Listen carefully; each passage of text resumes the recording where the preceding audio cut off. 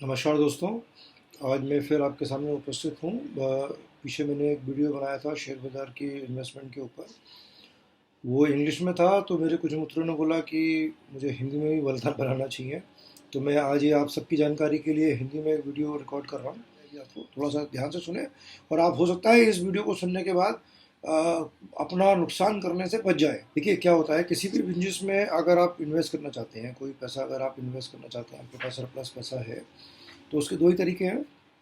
या तो आप अपना खुद का कोई बिजनेस स्टार्ट करें और उसके लिए आप अपना पैसा इन्वेस्ट करें उसमें और अपना प्रॉफिट कमाएं, या प्रॉफिट लॉस जो भी होगा वो आपका होगा। या जो बाज़ार में ऑलरेडी जो कंपनीज़ हैं जो काम कर रही हैं, जिनका मैनेजमेंट अच्छा है, तो उन कंपनीज़ के शेयर आप खरीद सकते हैं। जो स्टॉक मार्केट में लिस्टेड कंपनी, स्टॉक एक्सचेंज है अपने यहाँ, एक नेशनल स्टॉक एक्सचेंज है एनएससी जैसे बोलते हैं, एक बॉम्बे स्टॉक एक्सचेंज है, इसको बीएससी बोलते हैं। तो उन दोनों शेयर स्टॉक एक्सचेंज के माध्यम से आप उनमें शेयर खरीद सकते हैं। ठीक है, लेकिन शेयर खरीदने के भी, देखिए शेयर खरीदने में भी और शेयर में इन्वेस्ट करने के भी अभी हमारे देश में कई सारे तरीके हैं। एक तो ये है कि आप खुद किसी कंपनी के डायरेक्टली शेयर खोलें और ख़रीदें, किसी ब्रोकर के साथ अपना अकाउंट खोल लें और आपने उसके माध्यम से स्टॉक एक्सचेंज से शेयर सेल परचेज कर सकते हैं। या फिर आप म्यूचुअल फंड में पैसा लगाएं। बड़ी म्यूचुअल फंड कंपनीज हैं, उनमें आप पैसा इन्वेस्ट करते हैं और म्यूचुअल फंड कंपनीज की अपनी टीम्स हैं, वो रिसर्च करती हैं, वो स्टडी करती हैं और उसके माध्यम से रिसर्च के बेस के ऊपर में वो अपने स्टॉक शेयर खरीदते हैं, मतलब सेलेक्ट करते हैं कि किन किन कंपनी के शेयर में वो पैसा इन्वेस्ट कर सकते हैं। अब वो कैसे करते हैं, उनका ऑपरेशन करने का तरीका क्या है कि जैसे आपने मान लीजिए कोई पैसा उन्होंने लगाया और सपोज़ करिए, एग्जांपल लीजिए, आपने 1 लाख रुपए लगाए और उस 1 लाख रुपए पे उनको 20,000 रुपये का प्रॉफिट कमाया उन्होंने। तो 20,000 रुपये में से वो पहले अपना जो उनका ऑफिस का खर्चा है, स्टाफ की सैलरी है, क्योंकि वो आपके लिए काम कर रहे हैं तो उनका खर्चा कहाँ से निकलेगा, तो वो अपनी वो निकालते हैं उसका हिस्सा।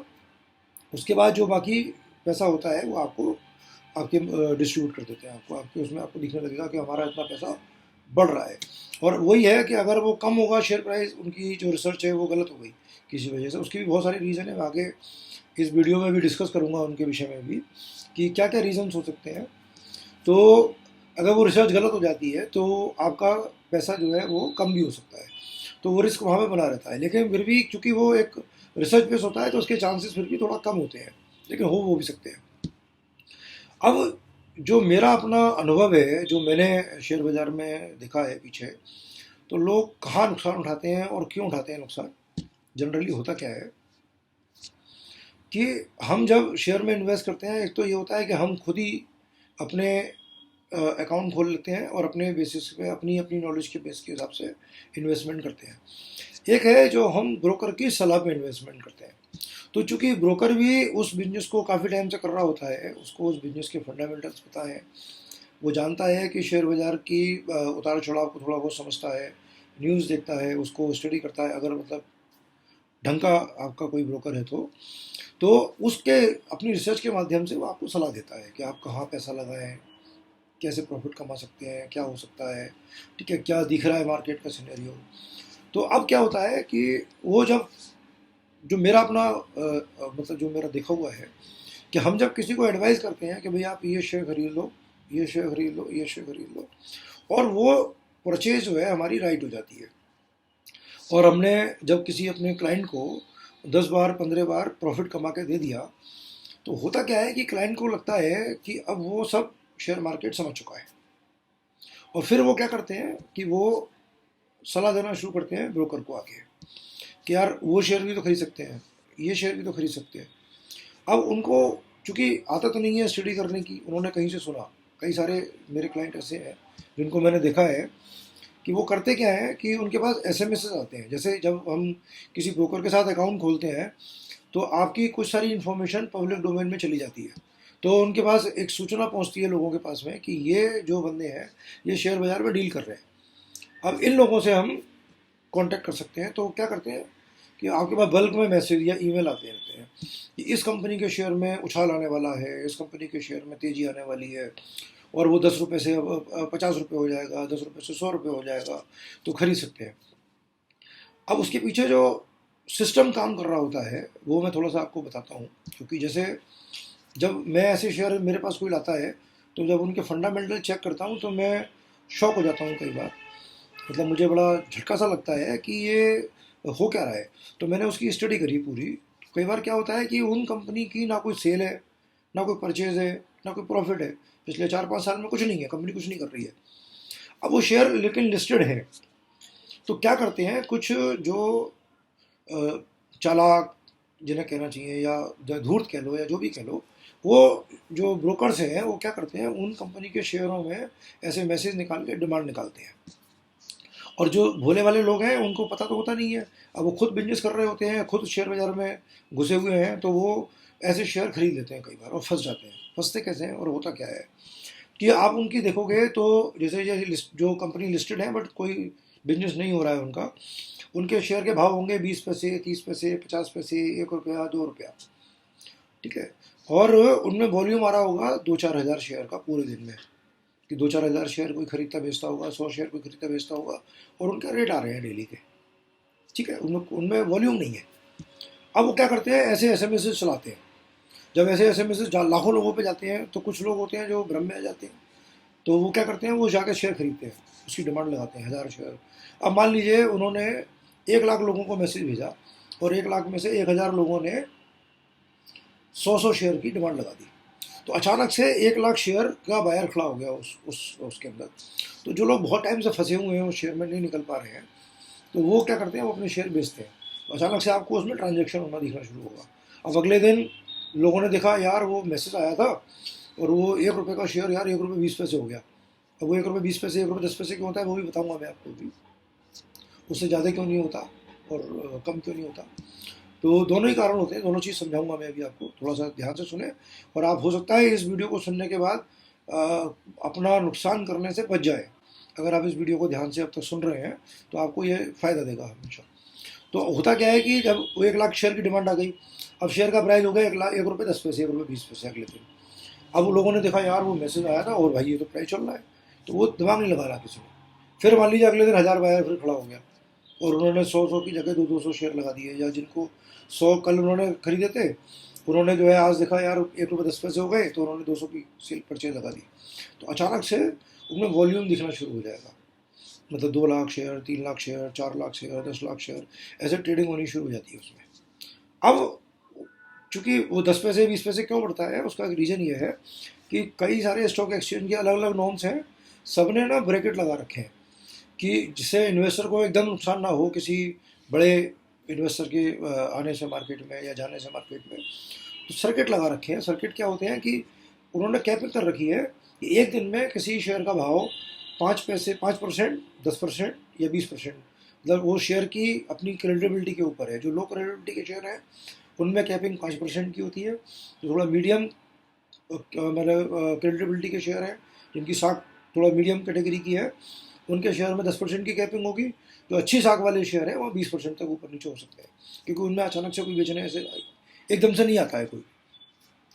तो अब वो शेयर 5-5% करके बढ़ रहे हैं, तो लोगों को लगा यार तो बढ़ रहा है, और भाई मैं तो खरीदने नहीं दे रहा, मैं तो मना कर रहा हूँ। तो वो कई बार ना गुस्सा करने लगते हैं एकदम से। अब इनमें होता क्या है कि इनमें ब्रैकेट लगती है डेली। इनमें ऐसा नहीं होता कि 2 पैसे रेट बढ़ गए, 3 पैसे रेट बढ़ गए। इनमें सीधा 5% बढ़ेगा और वो ब्रैकेट लग जाएगा, क्योंकि बायर ही बायर है, सेलर कोई नहीं दिख रहा है अचानक से। या सेलर आ रहे हैं छोटे छोटे छोटे छोटे और निकल जा रहे हैं। अब वो शेयर की वॉल्यूम बढ़ते बढ़ते रेट आ गया 1.5 रुपया, 2 रुपया, और वॉल्यूम बढ़ते बढ़ते हो गया 10 लाख रुपये, 10 लाख शेयर। अब लोगों को जब रियलाइज होना शुरू होता है, तो या 1 रुपये वाले को प्रॉफिट बुकिंग करनी शुरू करनी है, तो क्या होता है अचानक से उसमें आपको दिखेगा कि लोअर सर्किट लगने शुरू हो गए, रिवर्स। अब सेलर ही सेलर है, बायर कोई नहीं है। अब आपको दिख रहा है रेट कि भाई 1 रुपये का शेयर मैंने खरीदा था, 2 रुपये का हो गया, अब ये मैं बेच देता हूँ, और आपने सेल के लिए ऑर्डर लगा दिया, लेकिन बायर ही नहीं है। क्योंकि कोई भी शेयर सेल परचेज तब होगा जब उसके सेलर और बायर दोनों होंगे, खरीदने वाला भी हो उन्हें और बेचने वाला भी हो, तभी तो आप उसको बेच पाओगे। कोई भी चीज़ होती है, कोई भी अगर संपत्ति हम कोई बेचना चाहते हैं, कोई शेयर है या कोई आभूषण है या कोई प्रॉपर्टी है, कोई भी चीज़ है, जब उसका सेलर बायर दोनों होंगे तभी बिकेगी। तो अब होता क्या है कि उसमें फंस जाते हैं लोग। फिर होता भी है कि वो 1 रुपये की जगह उसका रेट जब 80 पैसे पहुंच जाता है या 70 पैसे 60 पैसे पहुंच जाता है, तब जाके उसमें थोड़ा स्टेबिलिटी आती है। तो धीरे धीरे करके फिर उसमें से लोग निकलना शुरू करते हैं। कुछ लोग निकल भी जाते हैं, जो निकल जाते हैं वो गा के सुनाएंगे आपको कि देखो मैंने तो लगाया था पैसा, मुझे तो उतने पैसे मिल गए। लेकिन वो कंप्लीटली धोखा है। तो जब अगर आप ऐसे शेयर में कभी फंस जाएंगे तो लालच चूंकि आपको निकलने नहीं देगा कम कम मार्जिन के ऊपर। वो सोचेगा अभी तो बढ़ रहा है रेट, अभी रखो, अभी और बढ़ रहा है, अभी और बढ़ेगा, रखो। तो आप उसमें फंसे रहेंगे। तो जब आप उससे निकलने का सोचेंगे तब तक वो शेयर का प्राइस खत्म हो चुका होगा। तो थोड़ा सा ब्रोकर की एडवाइस को मानिए, क्योंकि ब्रोकर कुछ भी फंडामेंटल बेस पे बोलता है। हाँ, कई बार क्या होता है, आप देखते होंगे शायद, कि मान लीजिए ब्रोकर ने कोई शेयर खरीदवाया आपको, 10 रुपये का शेयर 8 रुपये का रह गया, 100 रुपये का शेयर मान लीजिए 80 रुपये का रह गया। क्यों? कि अचानक से जैसे मान लीजिए रशिया और यूक्रेन की बार हो गई, अब किसी को नहीं पता, लेकिन मार्केट डाउन आ गई। देश में कोई ऐसी गतिविधि हो गई जिसकी वजह से उसकी हमारे इकोनॉमी के ऊपर असर पड़ेगा, ठीक है, तो वो मार्केट डाउन होगी, उसमें कोई कुछ नहीं कर सकता है। हाँ, ये भी हो सकता है कोई कंपनी है, हमने उसकी स्टडी करी और आज वो कंपनी अच्छे प्रॉफिट में है, और अचानक से उस कंपनी में ही कोई घटना घटी, कोई ऐसी चीज़ हुई, मैनेजमेंट चेंज हो गया, या उनके पर्टिकुलर प्रोडक्ट की सेल कम हो गई, या कोई और रीज़न हो गया, तो 1 या 2 क्वार्टर कंपनी के बेकार हो गए, रिजल्ट ख़राब हो गए उसके, या प्रॉफिटेबिलिटी कम हो गई। तो क्या होगा कि उसके शेयर हो सकता है डाउन हो। तो कई बार क्या होता है, शेयर ब्रोकर आपको बोलता है कि इसको या तो अभी होल्ड करो या अभी आप और खरीद लो। दोनों ही कंडीशन में अगर हम करते हैं और पेशेंस रखते हैं तो जो बैंक का ब्याज है आप उससे ज़्यादा इनकम करके हमेशा शेयर बाज़ार में निकलेंगे। लेकिन लोग चूँकि कई बार जब पहले शुरू शुरू में एडवाइस सुनते हैं शेयर ब्रोकर की, फिर धीरे धीरे क्या है वो खुद अपने आप को इतना इंटेलिजेंट समझने लगते हैं कि उनको किसी एडवाइस से, किसी बात से कोई मतलब नहीं होता, ठीक है। तो फिर वो बाद में कहते हैं अरे यार मैं तो लुट गया शेयर बाज़ार में, मेरा तो नुकसान हो गया, और वो अपना फिर रोना शुरू कर देते हैं। लेकिन अपनी कमी की तरफ ना देखते हैं। कई बार नुकसान कभी भी कहीं भी किसी बिजनेस में हो सकता है, लेकिन अगर पेशेंस के साथ अगर आप इन्वेस्टेड हैं और ढंग के अच्छे शेयर्स में इन्वेस्टेड हैं तो ये गारंटेड है कि आप कम से कम लॉस करके नहीं निकलेंगे। आपको एक सर्टेन पीरियड के लिए हो सकता है होल्ड करना पड़ जाए। और ये जो खासतौर से एसएमएस या ये जो उस टाइप की जो दुराग्रह रचे जाते हैं, इनसे मेरा आप लोगों से निवेदन है कि इन मैसेजेस से और इन ईमेल से बचें, क्योंकि ये आपको कहीं भी कभी भी फंसवा सकते हैं। और ऐसे शेयर्स अगर कभी आते हैं तो किसी भी जानकार व्यक्ति से या अपने ब्रोकर से कहिए कि ये मैसेज मेरे पास आया है, ज़रा इस शेयर की स्टडी करके देख लीजिए आप, क्या है इसमें, कुछ है दम या नहीं है। और वो अगर आपको देख के बता सकता है, अगर नहीं है तो आप मेरे वीडियो में यहाँ नीचे जो मैं कमेंट बॉक्स में आप कमेंट करिए, ऐसे किसी शेयर का नाम बताइए, मैं आपके साथ फंडामेंटल शेयर कर लूँगा कि आपको ये शेयर खरीदना चाहिए कि नहीं खरीदना चाहिए। और अगर वो चीज़ नहीं अगर मैं बोल रहा हूँ तो कृपया दूर रहें। हो सकता है आपको लगे कि मैंने मना कर दिया, आपको 10 रुपये का शेयर 15 रुपये का हो गया और आप नहीं खरीद पाए, ठीक है। लेकिन वो होगा क्या कि लास्ट में जब आप कुछ देर 2 4 6 महीने वेट करोगे तो हो सकता है कि वो शेयर आपको फिर आपको आपके 50% प्राइस पे दिख रहा हो। और देखिए इन शेयर में सबसे बड़ी दिक्कत क्या है कि हमें नहीं पता कि ये जो प्लान जो लोगों ने बना रखा है उनका प्लान क्या है, क्योंकि वो अपना एक टारगेट लेके चले हैं दिमाग से कि भाई हम ये 10 रुपये का शेयर हम चलाएंगे और ये 10 रुपये के शेयर को हम 15 रुपये तक लेके जाएंगे, और हमें कहाँ एग्जिट कर जाना है। वो 12 रुपये 13 रुपये में वो अपने शेयर बेच के बाहर निकल जाते हैं, अपना प्रॉफिट कमा के बाहर निकलते होंगे। फिर जो इन्वेस्टर, जो भोला भाला इन्वेस्टर है, वो फंसा हुआ है और वो अपनी कैपिटल को धीरे धीरे ख़त्म कर रहा है। तो मेरा ये निवेदन है कि हो सकता है आपको लगता हो अरे यार मैं तो 10 में खरीद के 12 में बेच देता, आपने मना कर दिया। लेकिन जब आप खरीद लेते हो कोई शेयर तो उसका जो भाव है ना बढ़ता हुआ, वो आपको कभी उससे आसानी से निकलने नहीं देता है। वो आपको हमेशा लालच देगा, अरे यार आज फिर ब्रैकेट लगा है, अरे यार कल 1 2 ब्रैकेट और देख लेते हैं, अभी और बढ़ेगा यार रेट इसका, ठीक है। तो इस चीज़ को ध्यान में रखते हुए थोड़ा इस बात को मानिए। और जब इन्वेस्टमेंट करने, पैसा कमाने आप शेयर बाज़ार में आए हैं तो थोड़ा पेशेंस रखें, समझदारी के साथ इन्वेस्ट करिए, जिससे कि आपकी कैपिटल बढ़े और आप उन लोगों में ना शामिल हो जो ये बताते हैं आके कि भाई हमने स्टॉक मार्केट में पैसा लगाया और हमें बड़ा नुकसान हो गया। धन्यवाद। इसी के साथ मैं ये वीडियो समाप्त करता हूँ। और मैं आगे अपने आने वाले वीडियोज़ में, मैं चूँकि हिंदी में ही बनाऊँगा ज़्यादातर, मैं कोशिश कर रहा हूँ, तो मैं आपको थोड़ा थोड़ा फंडामेंटल्स के विषय में भी ज्ञान दूंगा। अगर आप चाहते हैं, आपको ये लगता है कि मैंने कोई बात सही बोली है और आप चाहते हैं कि आपको फ्यूचर में भी ये सलाह मेरी किसी काम आ सकती है, तो आप मेरे इस चैनल को सब्सक्राइब करिए, आप मेरे इस वीडियो को लाइक करिए और कमेंट बॉक्स में मुझे बताइए कि क्या क्या ऐसे सब्जेक्ट हैं जो आप जानना चाहते हैं किसी कंपनी के विषय में। मैं स्टार्ट करूंगा बिल्कुल कि शेयर क्या होता है वहाँ से, और फंडामेंटल्स कंपनी के अगर आपको देखने हैं तो आप कैसे देख सकते हैं।